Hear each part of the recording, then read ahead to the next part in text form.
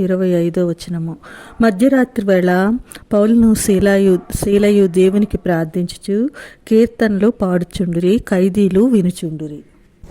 ఇలా దేవునికి స్తోత్ర గానాలు పౌలు శీలలు ఎప్పుడు చేశారు? తాము చాలా సురక్షితంగా కంఫర్ట్ జోన్లో ఉన్నందుక ఎంత మాత్రమూ కాదండి.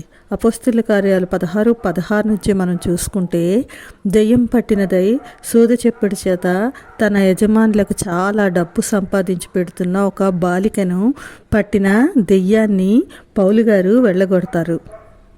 దాంతో తమకు వస్తున్న డబ్బు ఆగిపోయేసరికి వాళ్ళు పౌలును శీలను అధికారుల యొద్దకు, న్యాయాధిపతుల యొద్దకు తీసుకుని వచ్చి, ఈ మనుష్యులు మన పట్టణం గలిబిలి చేయుచున్నారని చెప్తే ఆ జనసమూహం కూడా వారి మీదకి దొమ్మిగా రావడం, న్యాయాధిపతులు వారి వస్త్రములు లాగివేసి బెత్తములతో కొట్టవలనని ఆజ్ఞాపిస్తారు. ఆ విధంగా వాళ్ళు చాలా దెబ్బలు కొట్టి వారిని చెరసాల్లో వేసి వారి కాళ్లకు బొండ వేసి బిగిస్తారు. అప్పుడు ఆ సమయంలో ఆ చేయని తప్పుకు శిక్షణ అనుభవిస్తూ పౌలు శీలలు దేవునికి ప్రార్థిస్తూ స్తోత్రగానాలు చేస్తారు. అలాంటి పరిస్థితుల్లో కూడా వాళ్ళు చేసే ఆ ప్రార్థన, ఆ స్తోత్ర గానాల ఫలితంగా ఏం జరిగిందో 26వ వచనంలో మనకి తెలుస్తుంది. అకస్మాత్తుగా మహాభూకంపం కలుగుతుంది. చెరసాల పునాదులు అదురుతాయి. వెంటనే తలుపులన్నీ తెరుచుకోవడము, అందరి బంధకాలు ఊడిపోవడము జరుగుతుంది. వాళ్లతో పాటు పౌలు శీల బంధకాలే కాదు, అక్కడ ఉన్న ఖైదీల బంధకాలన్నీ కూడా ఊడిపోతాయి. జైలు అధికారి అది చూసి ఖైదీలు పారిపోయారనుకొని తాను చంపుకోవాలని అనుకున్నప్పుడు పౌలు ఏ హాని చేసుకోవద్దు, అందరూ ఇక్కడే ఉన్నారు అని చెప్తాడు.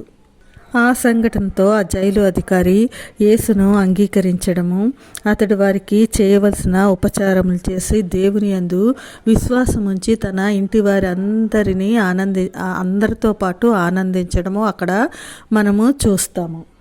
దీనివల్ల ఏం జరిగింది? ఇది ఫిలిప్పీలో జరిగిన సంఘటన. దానివల్ల అక్కడ ఒక బలమైన సంఘం ఏర్పడింది.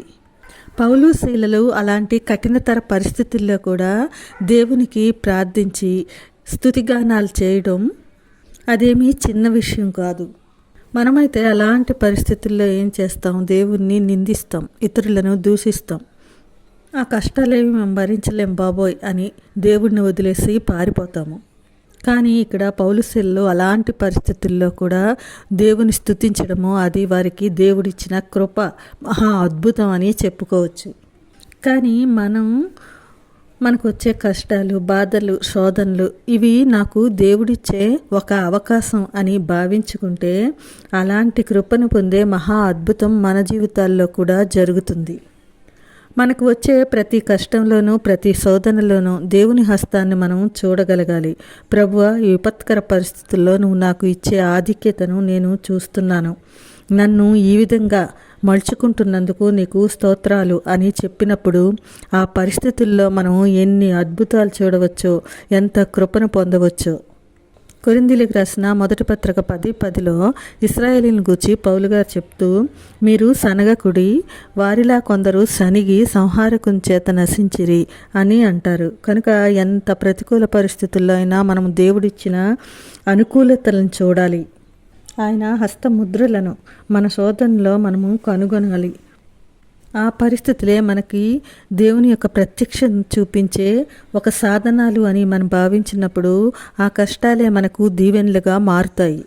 అవన్నీ మనల్ని పరిపక్వతలోకి నడిపించడానికి శిక్షణ ఇచ్చేవిగా, అలాగే ఆయన యొక్క అద్భుతమైన శక్తిని పొందుకోవడానికి, ఆయనకి ఇష్టలుగా మారడానికి ఎంతగానో మనల్ని ముందుకు నడిపిస్తాయి.